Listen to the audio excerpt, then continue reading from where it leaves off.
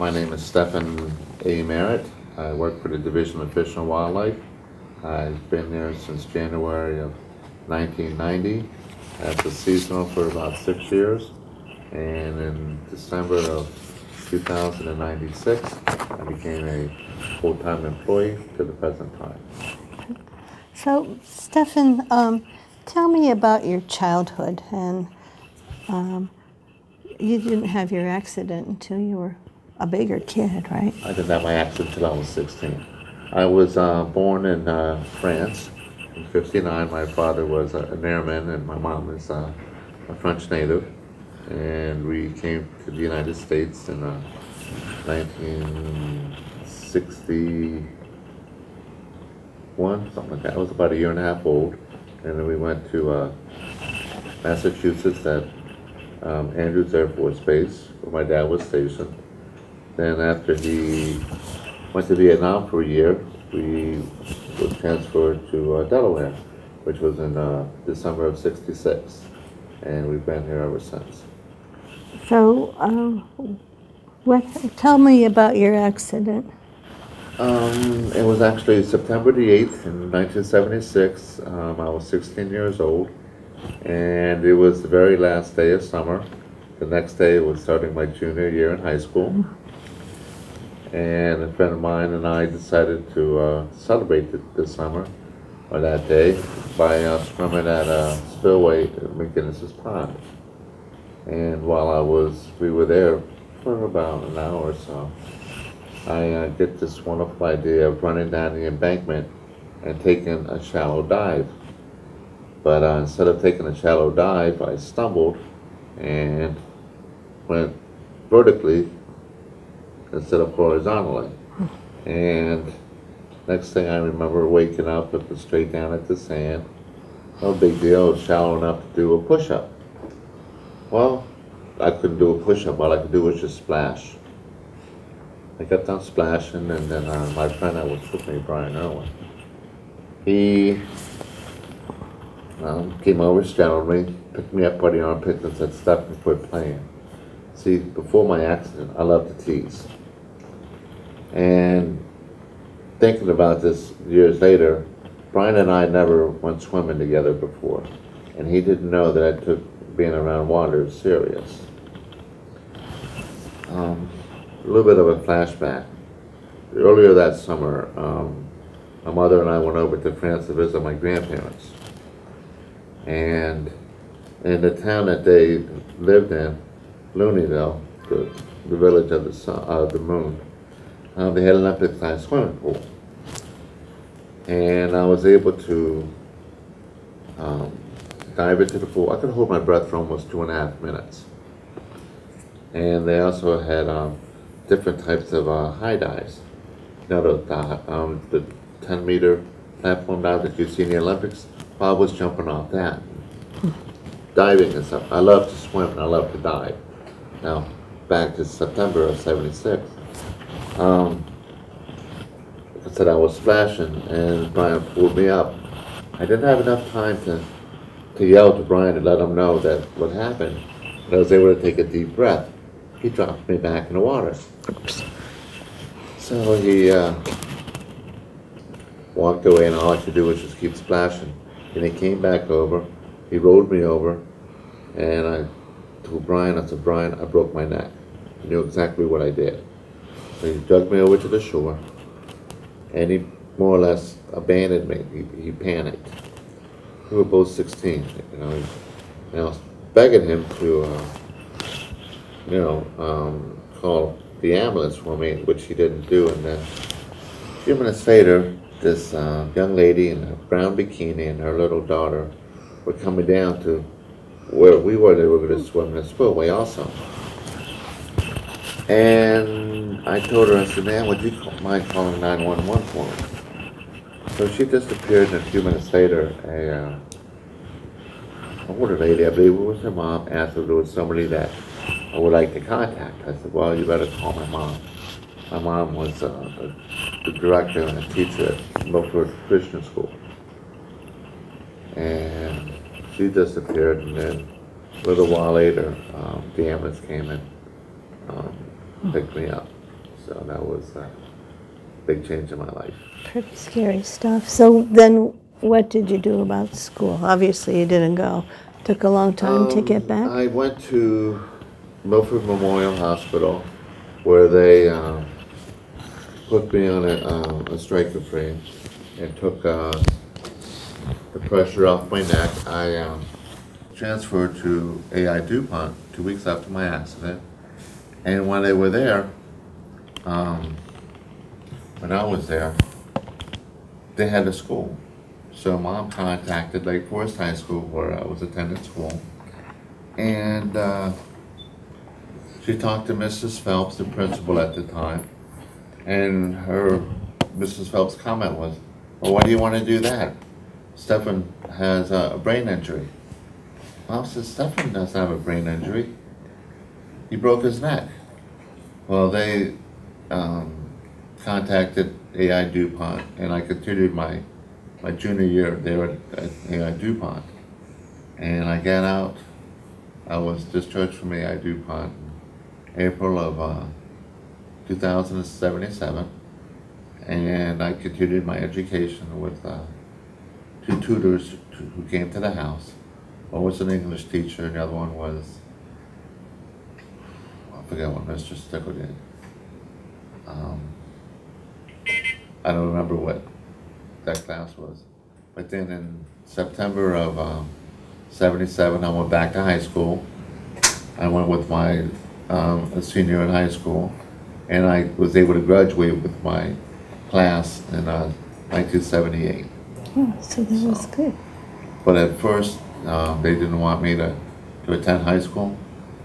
But apparently, they changed their mind and allowed me to attend a school again. In those days, they didn't have accessible entrances and stuff like that. Well, fortunately, Lake Forest High School is all flat, all one-story building at the time. Now, if it was Dover or CR and such, may not have been easily accessible, but fortunately, Lake Forest was at the time. That's good. What else?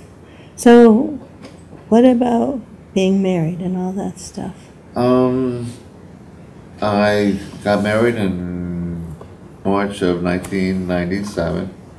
My ex-wife was an LPN. She worked as a nurse at Westminster at the nursing home there in Dover.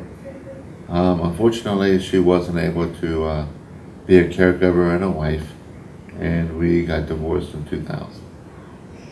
And do you have kids? No, she had 2 sons from a previous marriage. So now you're with Fish and Wildlife. Tell me how that all came about. Oh, that's an interesting story. After high school, I went to Del Tech and got an associate's degree in computer programming. This is on the big mainframes, not the little PCs that we have now. And I looked for, tried to be hired here in Dover. I did not want to commute to Salisbury or up to Newcastle where the big computers are. And not having any luck with that, I went back to college. I got a second associate's degree in accounting. And I applied for several accounting positions or openings with the state. I wanted to work for the state. And did several interviews and was turned down. And then in January of 1990, I had this interview with the Division of Fish and Wildlife. And what's really strange is the secretary was also a member of the church that I attend in Milford. And I was talking with Bobby, and she said that they already knew who they were going to hire. It was just a formality of going through the hoops. So I wasn't going to take the interview. What's the sense of doing it? I said, well, I'll just do it for the experience. So it was a 3-panel interview, and at the end of the interview, they asked me if I would be interested in working as a seasonal, entering hunting and fishing licenses into the computer, from like 4 to 6 Monday through Friday. So that was my intro to working for the state. And I took the position for one reason only, to prove to them that I was reliable and that I could do the job. Yes. And I did it for about 8 months, and then they transferred me to start doing accounting work. And I was, in the morning I did accounting, and then in the afternoon I did licenses. Then for about a year I just did accounting work. And like I said, I was a seasonal until December of 1996. So I've been doing accounting work since then. And now you're full-time? Yes. Mm-hmm.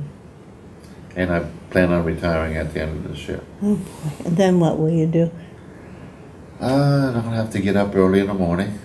I have several different hobbies that I enjoy. I love doing ancestry, finding where my heritage came from. I love to fish. I love to travel. I drive. I love driving everywhere. I love people watching, going to the movies. So I have quite a few things that I'm interested in doing. So are there things that are especially frustrating about having had this accident and the way your life has turned out, or what do you think was the result of it? Actually, for the better, which is unusual because I was an introvert. I wanted to be an electrician before I had my accident, where I went to the high school, Lake Forest, in the morning, and then in the afternoon I went over to Kent Tech, which is now Polytech now. Since I had my accident, I couldn't build my body up anymore, so I had to use my mind and use what I have available to use. Before my accident, I was more of a follower and such, and if I didn't have my accident, I'd probably be dead, in jail, or not doing very well. Why do you think that? Just the way I was heading at the time. Said I wasn't a very strong person at the time, and after my accident I had to learn to be a strong person. So that's pretty neat, actually, in a way.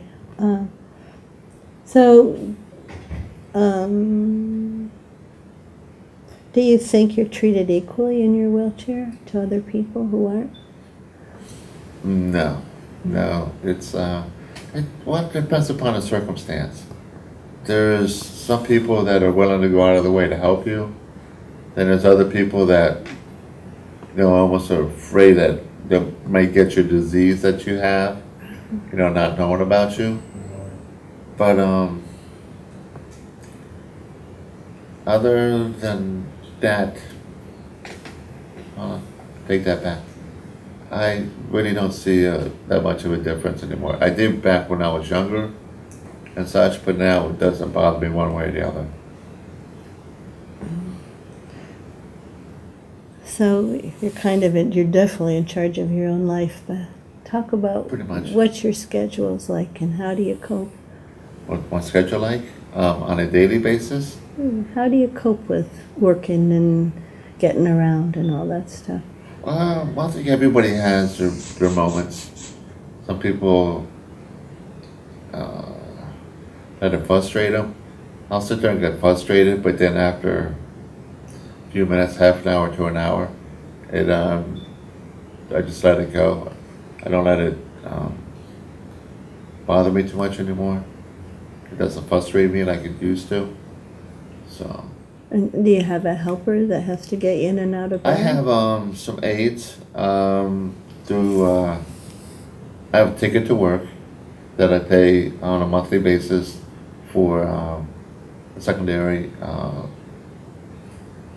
health insurance, and it's through Generations. They have a a wonderful aide. Her name is Darlene, that comes in and gets me up in the morning. She comes in at 6. She gets me dressed and such and up in a wheelchair. And after she does that, I am pretty much wash my face, shave, brush my teeth. Now she washes my hair for me and such, and then she'll get out my shirt. I live with my parents. I work for the state, where it's a good job, but you don't make a whole lot of money. Not enough to live on your own. And with working, I actually hurt myself by going to work because I don't qualify for a lot of the benefits that handicapped people are entitled to if they don't work. So that's why I go live with my parents. During the day, I'm pretty good on my own. I don't really need much assistance. In the evening, I have some other aides that come in through the Easter Seals through a program called Personal Assistance Program or something like that. Again, it's through the Easter Seals, and I have several aides that come in the evening. They help me transfer into bed, disrobe me and such. My dad's 80 years old. He has a bad back. He had hip surgery, and he had some heart surgery done a couple years ago. Mom's 79, and she has a bad back and arthritis. So they could do that occasionally, but not on a regular basis. So that's why they have the aides to come in to help me with that. Sure. So, if you, as an advocate for other people with disabilities, how would you make sure your voice is heard? Through the program through Easter Seals, a few years ago, I was asked to speak before the state legislators and spoke to them a little bit about what the program was. That was one way to do that. And then back in the early 2000s, there was a big tobacco settlement, and they had the legislators were having different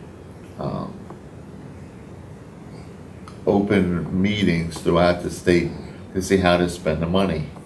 And I spoke before that about, saying that where I would like to see the funding go to help, people disabled like myself to be able to have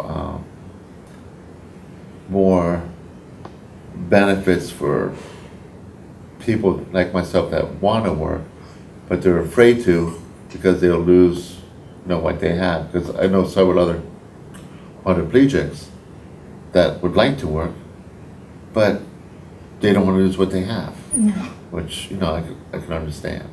So what was the outcome of that lobbying? To be honest with you, I don't know. But there was an article in the news journal, and my name was in on it. So that was pretty cool. That is pretty cool. If you had a magic wand and you could change anything about your life, what would you do? What would it be? Yeah. Let's see. Let me think hard on that. Go back to September the 8th, 1976, and not go swimming that day. I'm actually supposed to stay home and cut the grass. Oops. See, I'm an only child, and definitely go back to that day. So. Start over, huh? But it has to be with what I know now. So that has to be a catch to it. Yeah. Yeah.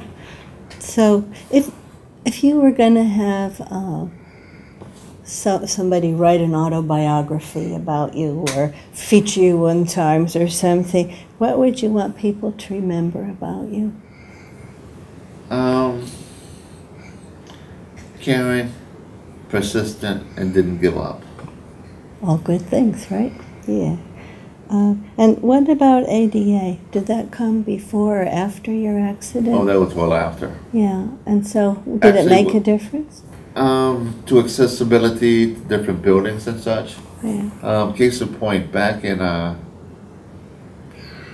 the early 80s, when Kmart was here in Dover, there wasn't a ramp to get into the store. Oh, wow. We had this 40 color line that we had purchased, and Folk Rehab paid for the conversion for me, so I could attend school or college. And that was the only way for me to get into the store, was to park along the sidewalk and put the ramp out in order to get into the building. Otherwise, I wouldn't have been able to go in the store. That was one of the biggest notices that I found. Well, that's really something. So, what more is needed to make life more accessible?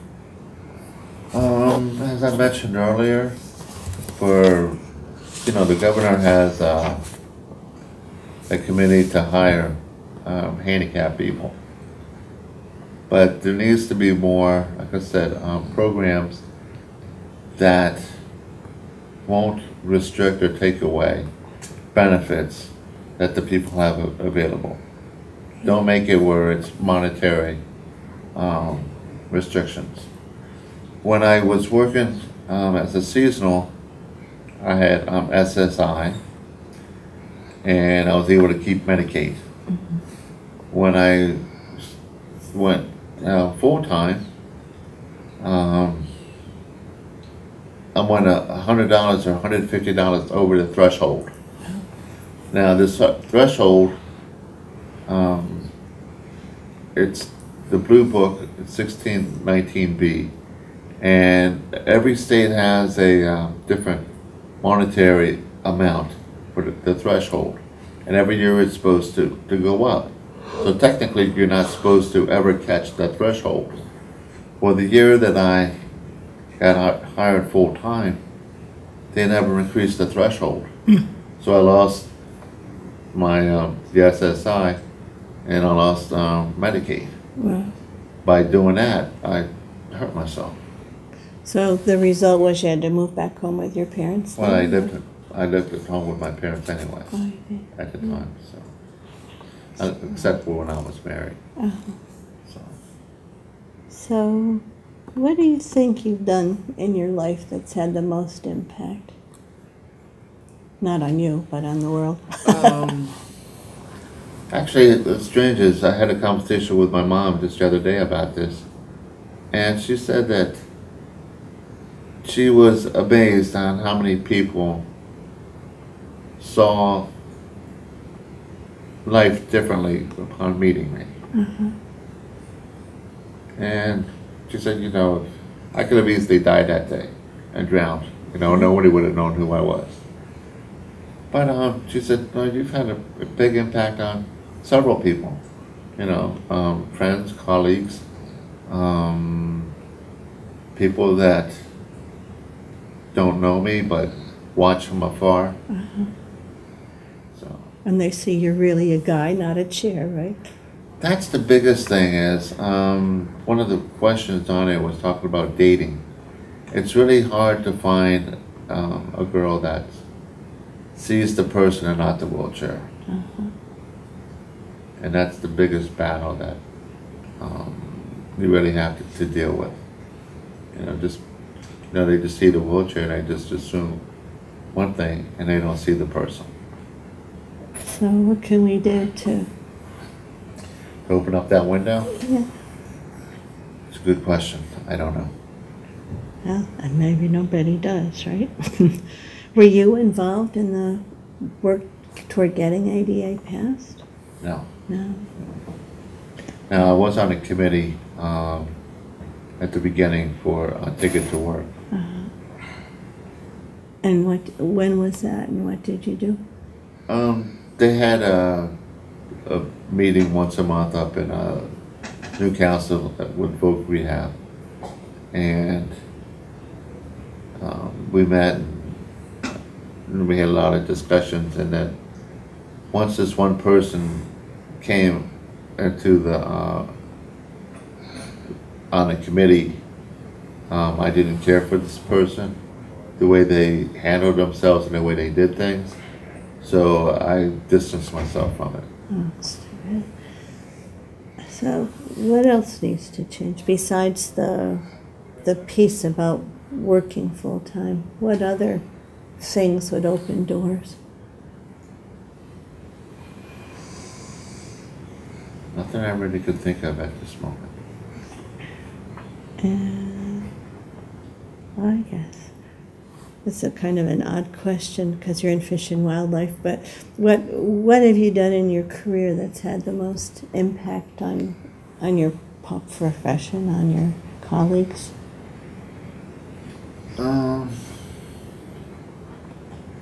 I think working with a person that's a disabled person. Everybody has a disability in one form or another, but they're not obvious. Yeah. Well, mine's quite obvious. But I'm just working with someone that's disabled. I think so. Mm-hmm. Just so they see it's a person. Right? Yeah. Yeah, my colleagues, they treat me just like they treat everybody else, but they know my limitation. They don't, oh, can I help you do this? Can I help you do that? They've learned not to do that. They know they wait till I ask them to do it. Okay, it takes me 5 minutes to pick up a piece of paper. I cheat. I have A grabber? well, no, I don't have the dexterity for a grabber. Oh. So I use a paper clip, and I have an extension that has a magnet on it.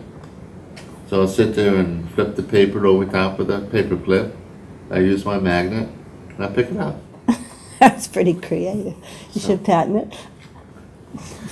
But you have that extension with a magnet and a paper clip. So what else do you want to say? What else would you think would make an interesting show? With my situation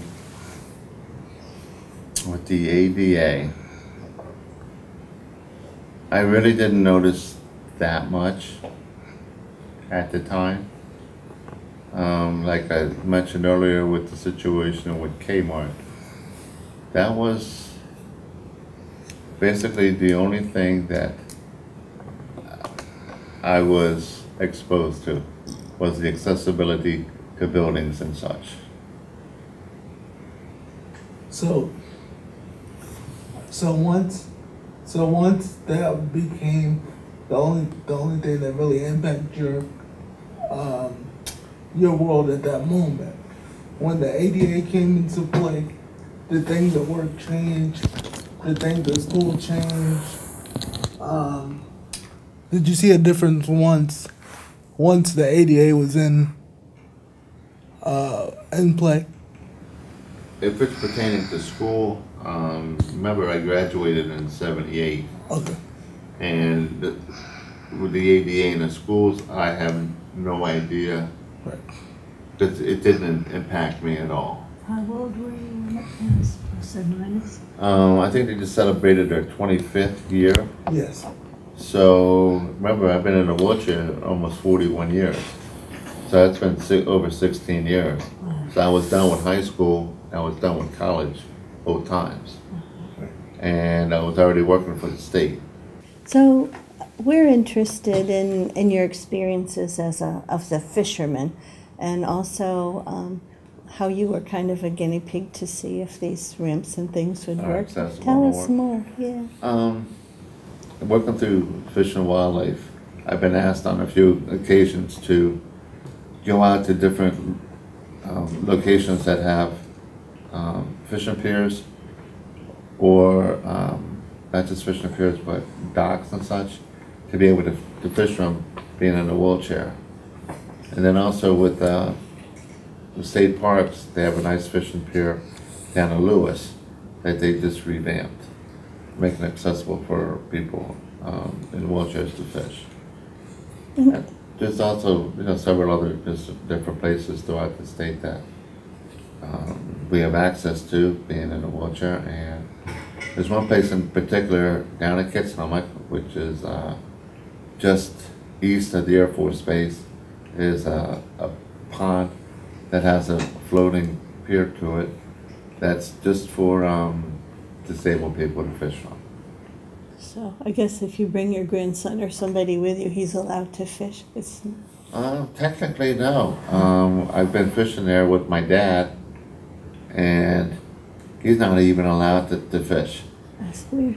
So it's, like I said, it's just strictly for disabled people. They actually have some day camps that bring school buses with children to go over there and fish. I remember seeing them there a few times. It's a nice little facility. The only bad thing is during the summertime, the greenhead flies are really bad. So But that's Delaware. that's Delaware. So, how long have they had that system? As long as they've had that pond or Well, in general, whatever. probably since the ADA was established. And try to make, to give some more opportunities for people that are disabled.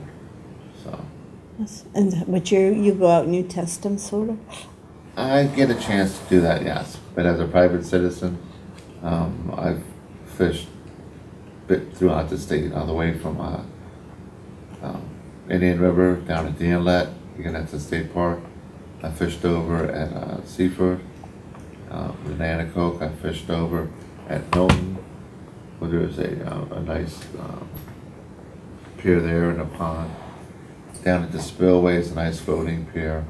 I fished all the way up to see the canal at the fishing piers there. Down in Lewis. There's a variety of different places to be able to fish from. Does Augustine Beach have any? No, not at this time that I'm aware of. That doesn't mean there's something that may not be in the plans, but not that I'm aware of at this time.